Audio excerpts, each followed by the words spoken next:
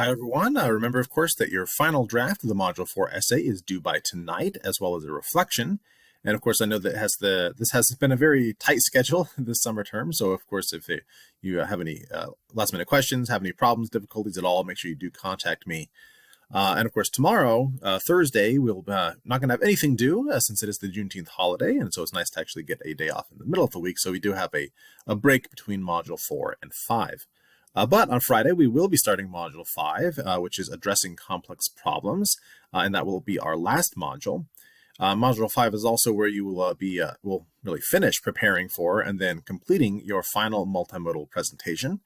And as you begin Module 5, first, of course, you'll want to make sure you take some time to read through the overview page, presentations and demonstrations page, readings page. And of course, I have a lot of different information on those. For example, on the presentations and demonstrations page, I have information about some of the different video tools there are for recording your presentation. So those can give you some options. Hopefully those will be helpful for you. On that page, I also have a worksheet that you might find to be useful as you start planning your presentation. So hopefully those resources will be helpful. And of course, also on our Module 5 readings page, we have some selections from Robin Williams's The Non-Designer's Presentation book. And so I note that that is a different book from the one we previously used by Robin Williams. But as you prepare for your presentation, you should consider Williams's ideas regarding giving effective presentations. So then, of course, on Friday night, you should submit your choice of audience and your choice of public forum for your final multimodal presentation. And of course, presenting your presentation on some public forum so that you can reach an audience beyond the class is really how this class meets the experiential learning outcome. And of course, I have some more detailed instructions for those on Canvas. And of course, I would note that you should review the multimodal presentation instructions as well. If you have not already done that, the link is in the text version of this announcement, and it's on Canvas as well. And as we prepare for your final multimodal video presentation, we also have a discussion activity on Friday in which you'll discuss some important things to remember for giving effective presentations. And so, of course, in preparation for that, will want to read those selections by Robin Williams from the Non-Designer's Presentation book, which I mentioned a moment ago. And I have hope that discussion activity will be helpful for you as you're preparing for your own presentation. And of course, remember to respond to a couple of classmates as well. So then we get the weekend off, and then on Monday, you'll need to submit a detailed outline for your presentation. So if you start early, all the better. Of course, earlier in the class, you did already submit that annotated bibliography of sources that you might use. As you prepare your outline, that's a good time also to go back and review some of those sources and, of course, conduct any additional research that might be necessary.